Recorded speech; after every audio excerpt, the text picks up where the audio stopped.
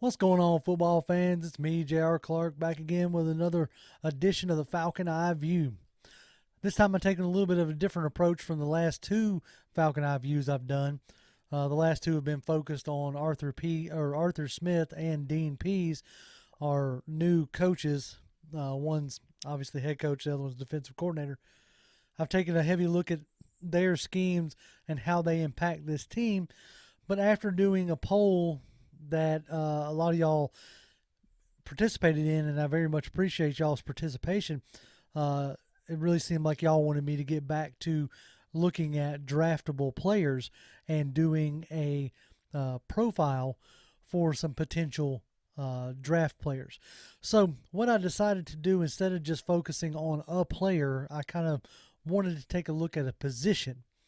And the position that I wanted to look at was, or is rather, the running back position. Now, first and foremost, Najee Harris sits at the top of the running back heap this year. I don't think that we're going to take a Najee Harris unless, of course, we end up trading back in the first round. But I really feel like Najee Harris is going to be gone by the top of the second round, because if Jacksonville takes Trevor Lawrence and Najee Harris is still sitting there when they come back up in the second round, I think they would be foolish not to take them, even if they do have a James Robinson on their roster. I think it would just be smart money to take Najee as well. So I'm not going to be talking about Najee Harris or Javonte Williams, mainly because he seems to be a pretty hot commodity, and I kept getting hit with copyright claims. So I don't want to do that. I'm not, attempting to do that. So had to rework my content per se. But Javonte Williams now, if we can end up with him, I would not be upset one bit. The film that I watched of Javonte Williams, he is a very balanced runner, very strong runner. He can do everything that you want him to do. Catch the ball out of the backfield. He's got great vision. Pass protection's good, and runs with both speed and power. So if we could end up with somebody like a Javonte Williams, you wouldn't get any complaints out of me. But the two gentlemen that I am going to focus this Falcon Eye View on is Javonte Williams' running mate out of North Carolina, which is Michael Carter. That's who we're going to start with today. And Michael Carter was fun to watch. I'm going to go ahead and throw up some of his stats here so that you can take a look at that. And let me get his bio pulled up on my other screen here. Okay. So he's been at UNC for 4 years. He has, seen his workload increase. His heaviest workload was in 2019, and then with Javonte Williams coming in and taking some of his carries in 2020, but he was still productive. On 156 attempts, he got 1,200 yards, over 1,200 yards. Had 9 touchdowns, 25 receptions and 2 receiving touchdowns. So Michael Carter is a do-it-all back that stands 5'8" and 199 pounds. So solid back. The thing that I liked about Michael Carter that I noticed like right out the rip is, just how agile he is. I'm going to show you this play here, and we'll talk about his agility. So right there, you see him running. You see the way he bounces.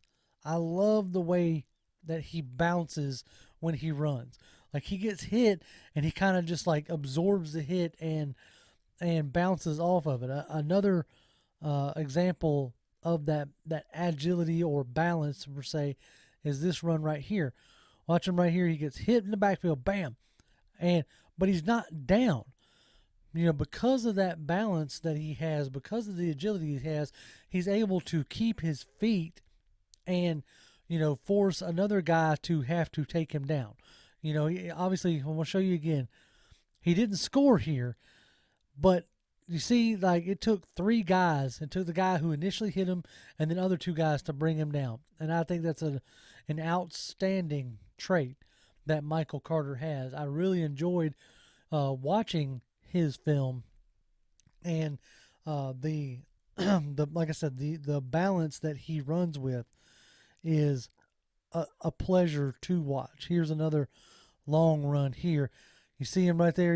He shows a little bit of patience right before he hits the hole. Show you again. Shows a little bit of patience. Lets the hole open up. There's some balance. You see somebody go at his feet in the hole, and he's able to stay on his feet and rip off a long run. These are the kind of traits that you're looking for in a starting back. Now, keep in mind, for the Atlanta Falcons, right now you only have two backs on the roster. You have Ito Smith and you have Quadre Olison. So I'm pretty confident that in this draft coming up, you're going to draft a running back. I know that there's been talks about Todd Gurley wanting to come back, but I think that ship has sailed, in my opinion. You don't necessarily aren't going to have the cap space that you would like to have to be able to bring back a Todd Gurley, not with the holes that you have on this roster as it stands right now. So drafting somebody like a Michael Carter who has shown, durability, has shown that he can handle a workload, has shown that he can do everything that you've asked him to do, right? He's shown that he's got good vision. Watch this play right here. You'll see his vision. You see him pick his hole and cut up field. Very decisive runner. There was not a lot of stuttering going on with Michael Carter. There was not a lot of indecision. He showed the patience that you wanted to see to let his block set up, choose the right lane, and burst through a hole. So we'll show you that vision play one more time. Watch the vision there. He gives it a second, sees his lane, makes his cut, and is just a very decisive runner. I love Michael Carter's agility and the balance that he runs with. Now, the next guy that I want to talk about is intriguing in a sense that Arthur Smith said you can't always find a Derrick Henry. Well, I'm going to go ahead and call it. This next guy is probably pretty close in a sense. I don't know if he is as athletic or as Derrick Henry, but he definitely has a similar build to a Derrick Henry. Not as tall, but definitely big. This is Ramondre Stevenson out of Oklahoma. He stands 6 foot tall, 246 pounds. That's a big old boy. That's a big old boy running at you. And that's the type of back that really comes alive in the fourth quarter when the offense or when the defense is just tired of tackling him. Like, that's what happened with, a lot of times with Derrick Henry. He'd hit you for 3 yards, 3 yards, 3 yards, 4 yards. By the time fourth quarter roll around, you're just done. You're done tackling this guy. And that's when he, stiff arms somebody to the moon and, rips off big runs. But let's start by looking at Stevenson's stats here. Okay, he only played 2 years, or at least started 2 years for Oklahoma. He didn't rip off a lot of yardage, but Oklahoma is a pass-happy offense. They chuck it all over the yard. That's Baker Mayfield, Kyler Murray, that kind of deal. But, he got 600 yards and 500 yards. But what I like is his average. He averaged 8 yards a carry in 2019 and 6.5 yards a carry in 2020. Those are the things that really stood out to me. You can also look at the fact that he had 211 yards receiving in 2020, which more than doubled his output of 2019. So you can see that was something that he really worked on. So Ramondre Stevenson, excuse me. I'll just probably say Stevenson. Y'all know how good I am with names. He is a back that if you're really wanting to look at trying to recreate what you had in Derrick Henry, I think he's a guy who can give you a lot of the same things. I mean, the guy is strong as all get out. This first play that I want to show you is a first down run. He gets stopped pretty much at the line of scrimmage and drags his tackler to the first down. So I want y'all to watch this here. Lines up, there's 2 yards to go. Boom, stop there. And he just keeps fighting and just drags him. That guy is trying to snatch him back like you try to snatch your little brother back. And it was just amazing. Watch this again. He just runs, hits the pile, and then you just see him fighting for those extra yards. That's what you're looking for out of a 247-pound back. You want him to be able to get you those yards. You want to know that when you have to get those yards, and everybody knows that you have to get those yards, that he's going to get you those yards, right? When everybody in the building knows that y'all are fixing to run the ball, he's still able to pull it off. Now, with that size and strength also comes the ability to, or at least should come with the ability to pass protect, which is something that will get him on the field earlier, which might be one of the reasons why you don't see Quadre Olison on the field as much as you did, because the coaching staff at the time, that coaching staff may not have been very comfortable with Quadre's pass blocking. Who knows, right? But I'm going to give you an instance where Stevenson becomes a stone wall here. He knocks the defender back and makes this dude stumble quite a bit. Watch this play on the bottom side here. Just boom. Right there. Knocks him off and seals off that side, right? They're doing some trick plays. The quarterback, flicks it out the back end, but that backside defender didn't even get a chance to crash down on it because, Stevenson knocked his block off. Now, you're saying, JR, okay, well, good. This guy's big. This guy's got power. Great.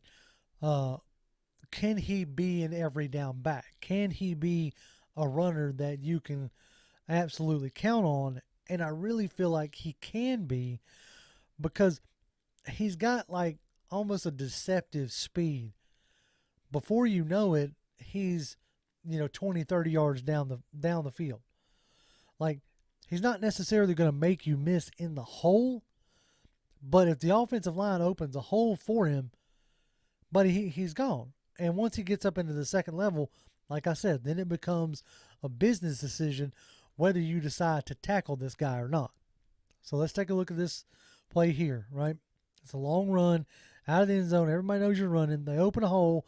He gets skinny in that hole, and then there he goes, just rumbling for 20, 30 yards. He gets hit once. It takes another guy coming up behind him to actually take him down. So let's take one more look at that. And like I said, see here, he gets skinny in a hole, and then there he is. Makes one guy miss. Another guy don't know where to go. He's not strong enough to tackle him. It takes another guy to come up and clean him up. And along with that deceptive speed, it just, for a big guy, he runs real smooth. He has a real smooth gait. Watch this here. That's another long run. They open up a good hole for him. And just like, he just runs, man. It doesn't look like his legs are turning all that fast, but he's gaining ground, right? He's got good long strides when he gets out into the open field.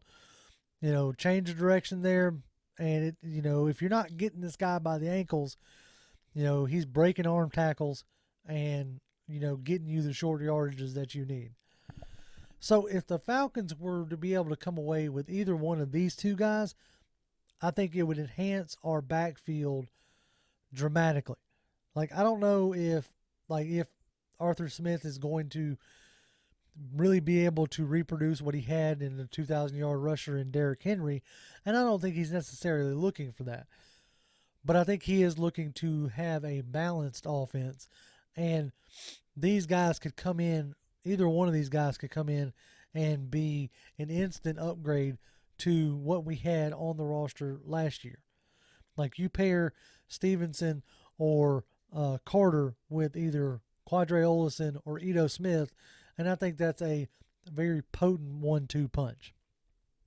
Well, that's what I got for you today. I appreciate y'all joining us here tonight. You can always catch us live on Wednesdays at 7:30. Me and the guys, we chop it up every Wednesday, and it's a ton of fun.